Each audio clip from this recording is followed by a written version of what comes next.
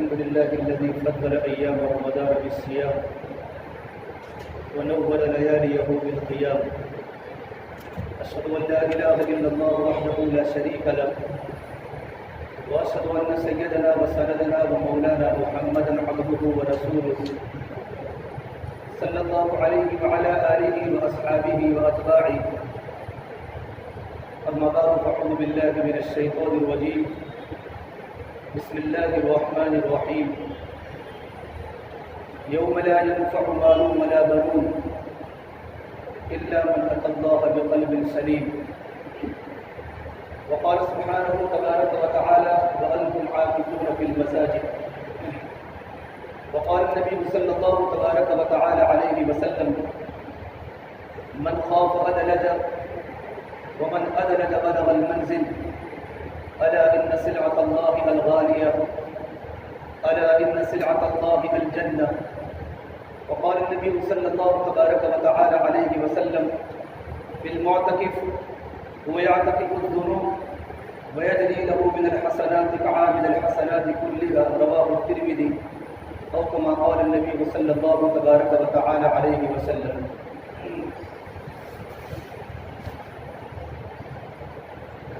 میرے محترم پیارے بھائیوں،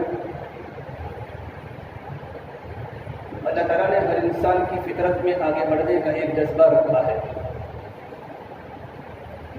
بہتر سے بہترین اور خوب سے خوب ترین کی جستجو میں انسان ہمیشہ سرگردہ پھرتا ہے. یہ صفت فقط انسانوں کے اندر ہی ہے، جانوروں کے اندر بالکل نہیں ہے.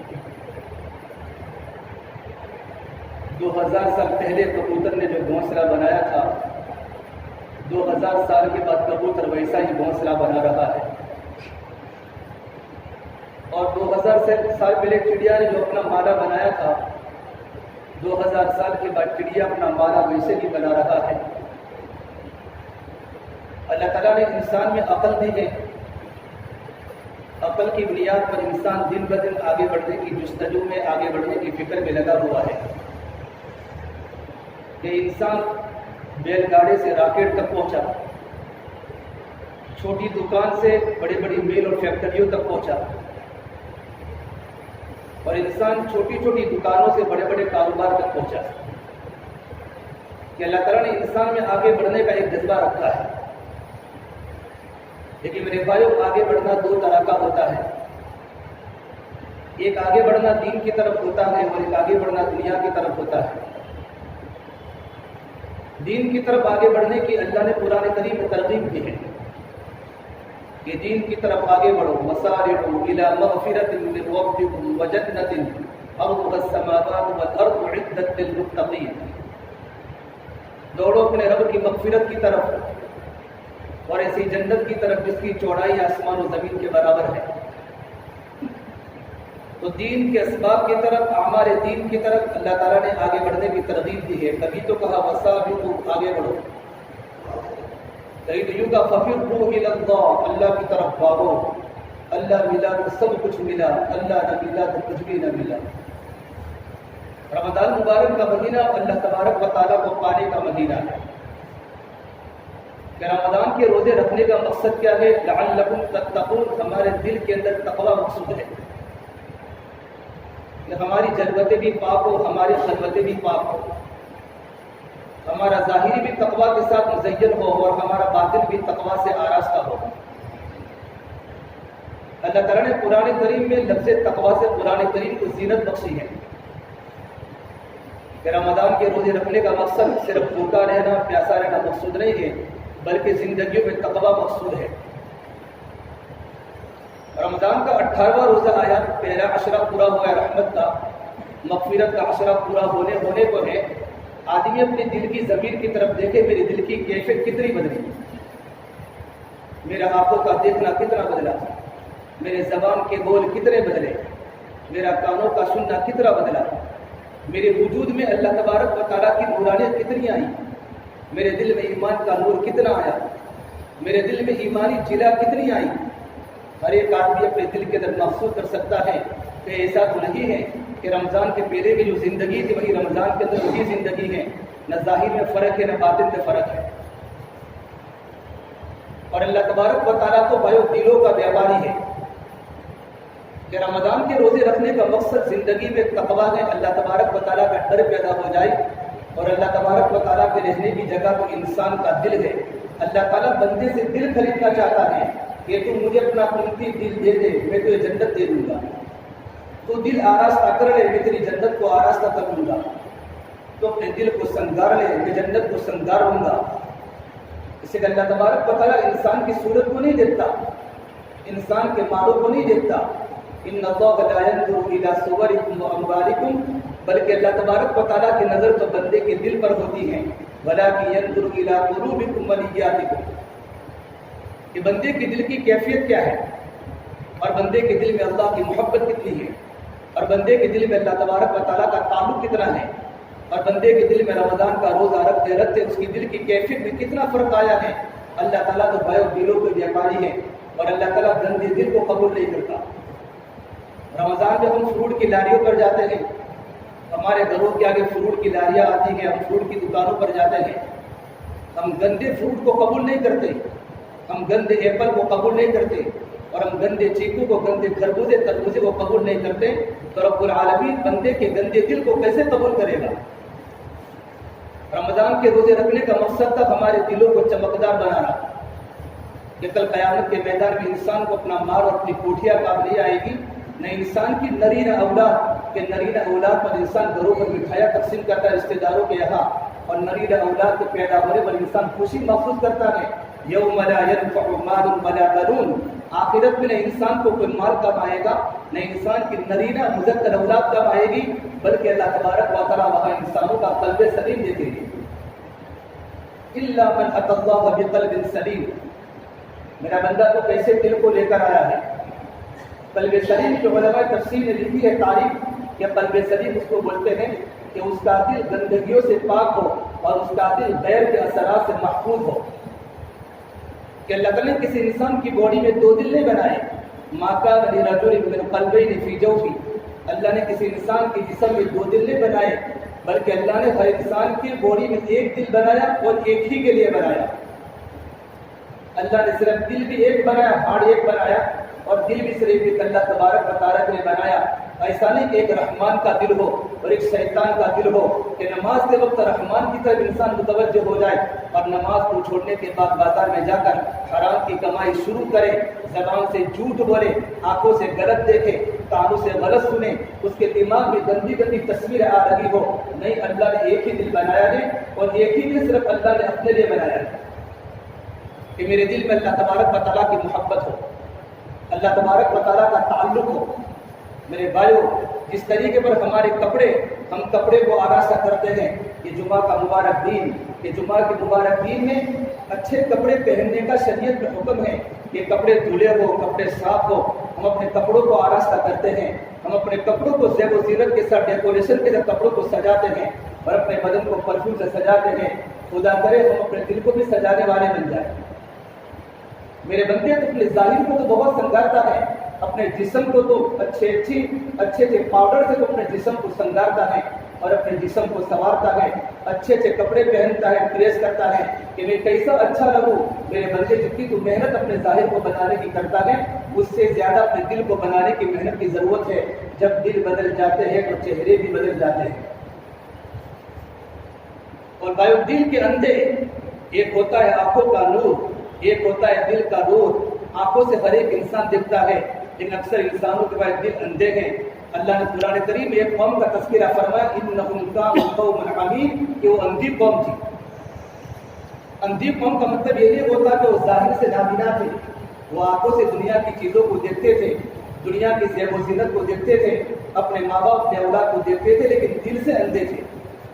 انہم کانوا قوما عمین، کہ انہوں نے اللہ تبارک و تعالیٰ کو نہیں پہچانا، اللہ تعالیٰ کے انبیاء کو نہیں پہچانا، نبی کی باتوں کا انکار کیا، اللہ تبارک و تعالیٰ کی باتوں کا انکار کیا، تو ان کے دل اندھے ہو گئے۔ اور علماء تفسیر نے لکھا ہے کہ اندھے دل والے جب آخرت میں آئیں گے نا، یہاں دنیا میں ان کے دل اندھے ہیں، تو ان کو حق اور باطل کا پتہ نہیں ہوتا، سچ اور جھوٹ کا پتہ نہیں ہوتا، لیکن کل قیامت کے میدان میں اللہ تبارک و تعالیٰ ان کی آنکھوں کو بھی نابینا کر دیں گے۔ وہ اندھے اٹھیں گے، اندھے جن دنیا میں اپنی منمانی زندگی گزاری، اپنی خواہشات والی زندگی گزاری، اللہ تبارک و تعالیٰ کو بھول گئے اور اللہ کے نبی کی زندگی کو بھلا دیا، اللہ آخرت میں ان کو اندھا اٹھائے گا تو وہ لوگ کہیں گے قال رب لم حشرتنی اعمی وقد كنت بصیرا، اللہ تعالیٰ میں تو دنیا میں دیکھتا تھا، تو نے مجھے اندھا کیوں اٹھایا؟ میں دنیا میں دیکھنے والا، تو نے مجھے اندھا کیوں اٹھایا؟ تو اللہ تبارک و تعالیٰ فرمائے گا قال رب لم حشرتنی اعمی وقد كنت بصیرا، رب العالمین کہے گا قال كذلك اتتك آیاتنا فنسیتها وكذلك اليوم تنسى، جب تو نے دنیا میں میرے احکام کو بھلایا اور میرے نبی کے طریقے کو بھلایا، میری زندگی کو تو نے پیچھے کیا، خواہشات کی زندگی کو بسر کرتا رہا، آنکھوں سے غلط دیکھتا رہا، تیرے زبان کے بول کڑوے تھے، تو نے اپنی زبان سے بیوی کو تکلیف پہنچائی، اپنے ماں باپ کو تکلیف پہنچائی، رمضان مبارک کے مہینے میں پھر ساتھی کو تکلیف پہنچائی، بڑے زبان یہ پھول بھی ہے اور یہ زبان زہر بھی ہے اور یہ زبان شہد بھی ہے اور یہ زبان تریاق بھی ہے اور یہ زبان محبت بھی ہے اور یہ زبان نفرت بھی ہے۔ جب یہ زبان محبت کے ساتھ چلتی ہے خاندان آباد ہو جاتے ہیں، معاشرہ خوش و خرم ہو جاتا ہے، اور میرے بھائیوں کانٹے دار مکانوں میں جنت کی خوشبو آتی ہے۔ یہی زبان جب کڑوی بن جاتی ہے، زبان کا بول پہ جب کڑوا بن جاتا ہے تو ماں بھی پریشان ہو جاتی ہے اور گھروں میں چیخو پکار کی آواز آتی ہے، معاشرہ درہم برہم ہو جاتا ہے، عزت نیلام ہو جاتی ہے، اور سنگے مرمر کے مکان بھی کانٹے دار سہارا بن جاتے ہیں جب زبان کے بول پہ کڑوے ہو جاتے ہیں۔ اور كذلك اتتك آیاتنا فنسیتها وكذلك اليوم تنسى، جب تم نے دنیا کے اندر میرے احکام کو بھلا دیا تو آپ تجھے بھی بھلا دیا جائے گا۔ اور میرے بھائیوں جس بندے کو اللہ تبارک و تعالیٰ بھلا دے اس انسان کا ٹھکانہ کہاں ہو سکتا ہے؟ دنیا میں جب بیٹے کو باپ بھلا دیتا ہے، جب بیٹے کو ماں بھلا دیتی ہے، ایک لڑکی کو پورا گاؤں بائیکاٹ کرتا ہے، اس کی عزت بائیو نیلام ہو جاتی ہے، معاشرے میں اس کا نام ختم ہو جاتا ہے۔ جنت میں اور آخرت میں جب اللہ تبارک و تعالیٰ اپنے بندے کو یوں کر کے بھلا دے، جب تو نے دنیا میں مجھے بھلا دیا، آج تجھے بھلا دیا جائے گا، وَكَذَلِكَ الْيَوْمَ تُنسَى، پھر انسان کا ٹھکانہ کہاں ہوگا؟ اسے میرے بھائی دل کو بنانے کی ضرورت ہے کہ دل میں اللہ تبارک و تعالیٰ کی محبت ہو، دل میں اللہ تبارک و تعالیٰ کا تعلق ہو۔ جن لوگوں کا دل بگڑتا ہے، جب دل بگڑ جاتا ہے ان کے بارے میں قرآن نے یوں کہا ہے لَهُمْ قُلُوبٌ يَعْقِلُونَ بِهَا وَلَهُمْ آذَانٌ يَسْمَعُونَ بِهَا، ان کے ایسے دل ہیں جو دین کی باتوں کو کاش کے سمجھتے، اور ان کے ایسے کان ہیں جو ہدایت کی باتوں کو سنتے۔ پھر آگے قرآن نے کہا ان کی آنکھیں اندھی نہیں ہیں وَلَكِنْ تَعْمَى الْقُلُوبُ الَّتِي فِي الصُّدُورِ، ان کے دل اندھے جو سینوں کے اندر چھپے ہوئے ہیں۔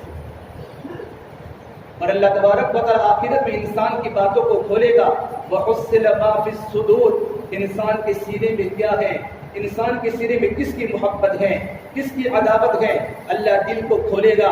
رمضان کا مبارک مہینہ یہ دل کی پاکی کا مہینہ ہے، اپنے دل کو پاک بناؤ، اپنے دل میں اللہ کی محبت بھرو، اپنے دل میں اللہ تعالیٰ کا تعلق بھرو، اس دل سے غلاظت کو نکالو۔ میرے بھائیوں گناہ کرتے کرتے کرتے میرے اور آپ کے دل غلاظتوں کے گٹر بن چکے ہیں، دل کے روئے کے اندر اندھیرا آ چکا ہے۔ مبارک مہینہ ہے، مغفرت کا عشرہ ہے، رمضان میں اللہ نے شب قدر کی رات بنائی ہے۔ انا انزلناه في ليلة القدر شهر رمضان الذي انزل فيه القرآن، اللہ نے قرآن کریم کو رمضان میں نازل کیا، اور شب قدر کی رات بھی اللہ نے رمضان میں بنائی۔ شب قدر کی رات میں اللہ تبارک و تعالیٰ مغفرت نہیں کرتا جس کا دل بگڑا ہوا، کہ دل میں عداوت ہے ماں کی بھی، اور دل میں دشمنی ہے دوست کی بھی، اور دل بگڑا ہوا ہے، ہم نے دل میں بدگمانیوں کو پالا ہے، اور ہم نے دل میں اللہ تعالیٰ کے تعلق کو توڑا ہے، دل میں غیر کا یقین ہے، اس دل میں عداوتیں بھی ہیں، اس دل میں جھوٹ بھی ہیں، اس دل میں کینہ بھی ہے، اس دل میں ڈر ہے۔ اللہ تبارک و تعالیٰ بندے کے دل کو دیکھ میرے بندے نے دل کو کیسا بنایا؟ اس اللہ کے نبی صلی اللہ تبارک و تعالیٰ علیہ وسلم نے فرمایا کہ دلوں کی صفائی پر تو جنت کی بشارت ہے۔ آپ نے اپنے بیٹے انس ابن مالک جو آپ کے 10 سال آپ کی خدمت کی ہیں، آپ نے اپنے بیٹے انس ابن مالک کو بلا کر کہا یا بنیہ، اے میرے پیارے بیٹے۔ آپ صلی اللہ تبارک و تعالیٰ علیہ وسلم کا اسلوب اپنے خادم کے ساتھ کتنا محبت والا ہے۔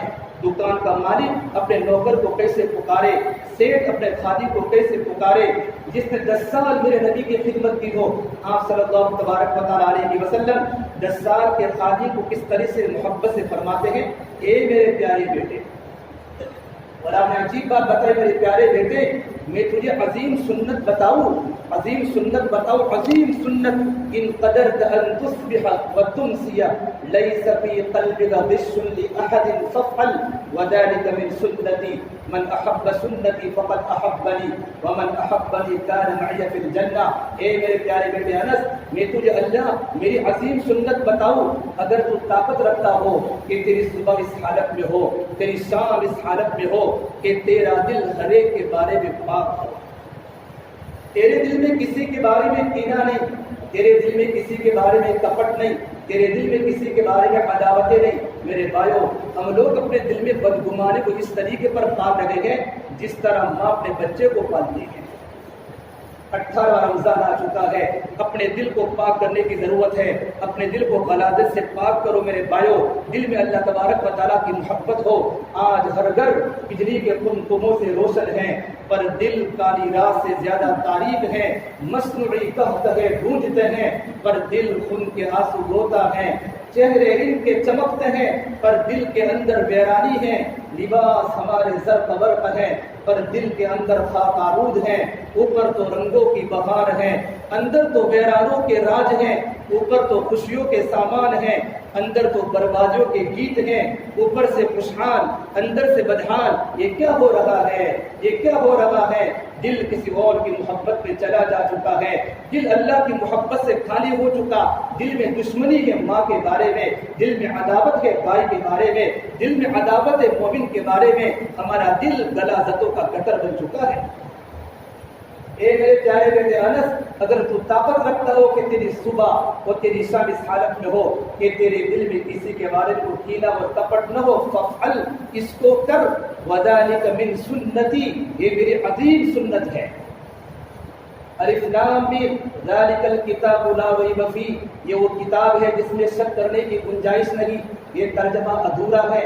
ذالک، یہ وہ عظیم کتاب ہے جس میں شک کرنے کی گنجائش نہیں، یا ذالک کا ترجمہ علماء محدثین نے لکھا ہے وذالک من سنتی، یہ میری عظیم سنت ہے، دلوں کی صفائی میری عظیم سنت ہے۔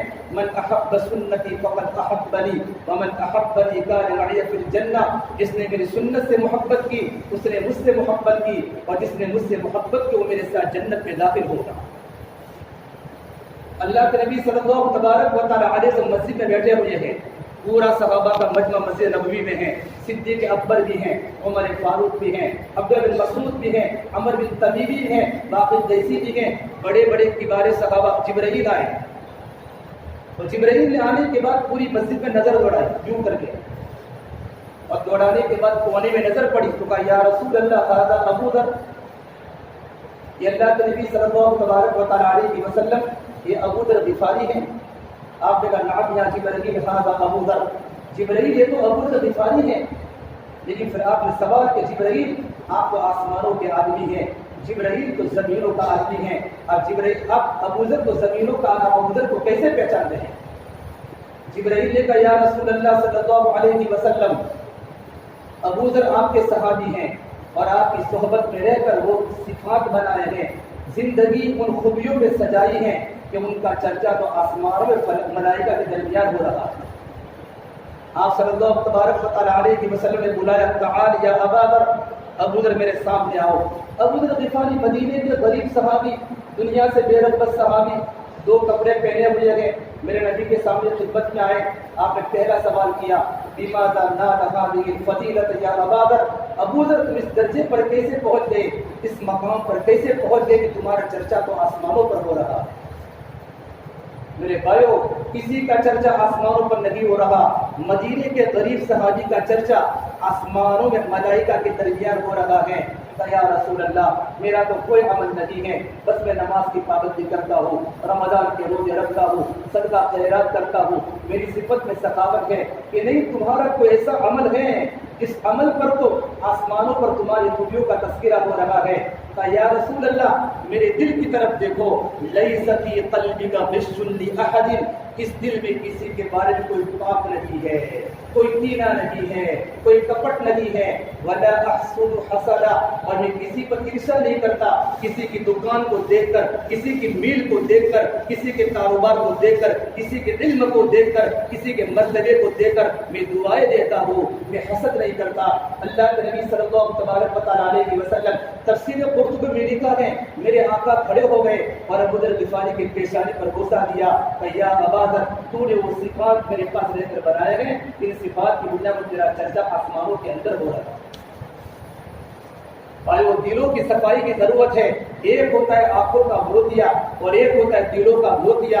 موتیا کس کو بولتے ہیں کہ آنکھوں کے آگے تھوڑا سا پردہ آ جاتا ہے، پردہ ختم کرو تو انسان کو برابر دیکھتا ہے۔ جس طریقے پر آنکھوں پر موتیا آتا ہے اور آنکھوں کے موتیاپن کو ختم کرنے کے لیے حکیم اور ڈاکٹر کے پاس جانا پڑتا ہے تاکہ انسان کو صحیح دکھے۔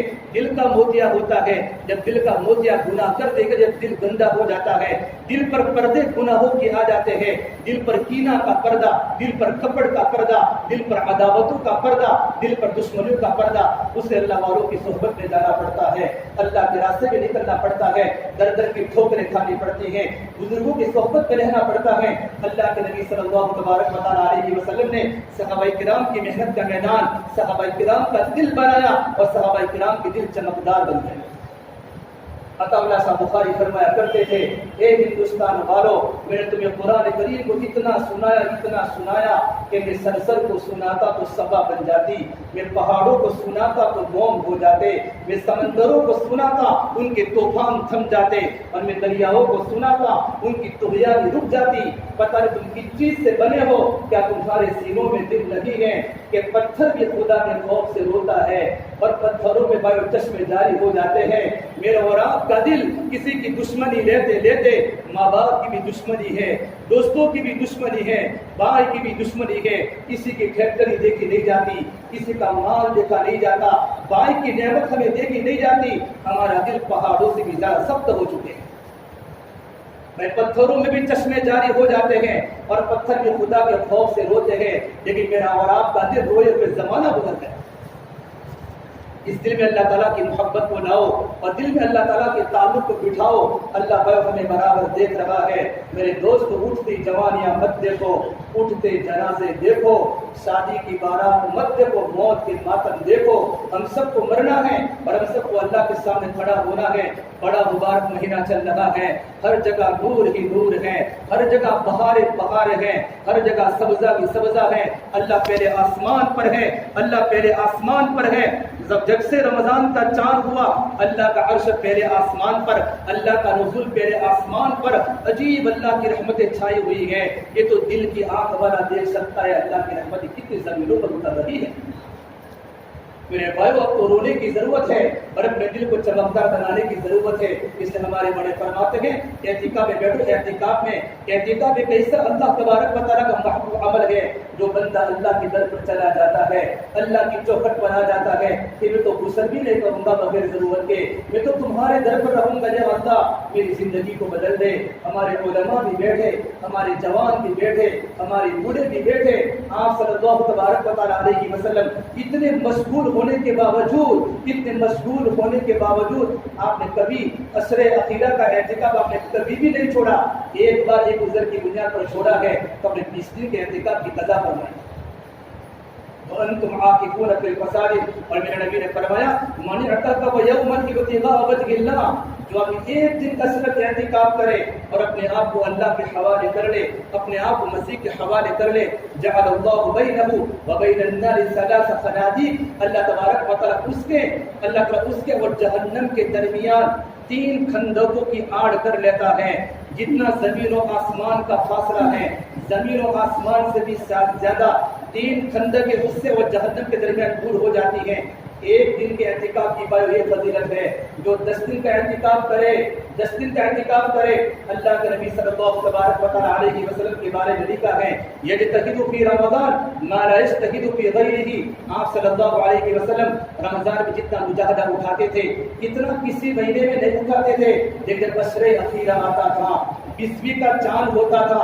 وَإِذَا دَخَلَ الْعَشْرُ الْأَخِيرُ أَحْيَا اللَّيْلَ وَأَيْقَظَ أَهْلَهُ وَجَدَّ وَشَدَّ الْمِيزَرَ. میرے نبی کے بارے میں لکھا ہے جب اخیر عشرہ شروع ہو جاتا تھا آپ کبھی بھی پوری رات نہیں سوئے. آپ کبھی پوری رات نہیں سوئے. کہ ہمارے یہاں کے لوگ راتوں کو بازاروں کو آباد کرتے ہیں, دکانوں کو آباد کرتے ہیں. قسمت میری اور آپ کی کھٹ چکی ہے. یہ رات تو اللہ کو منانے کی ہے. اپنے گھر میں قرآن کی تلاوت کرو. احیا اللیل, آپ پوری رات اللہ جاگتے تھے, اپنے گھر والوں کو جگاتے تھے.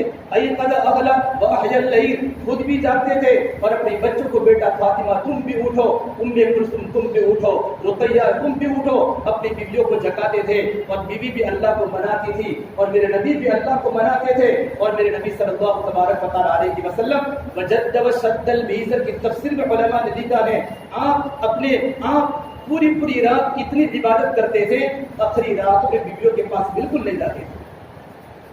اب کچھ وقت باقی ہے زندگیوں کو بنانے کا.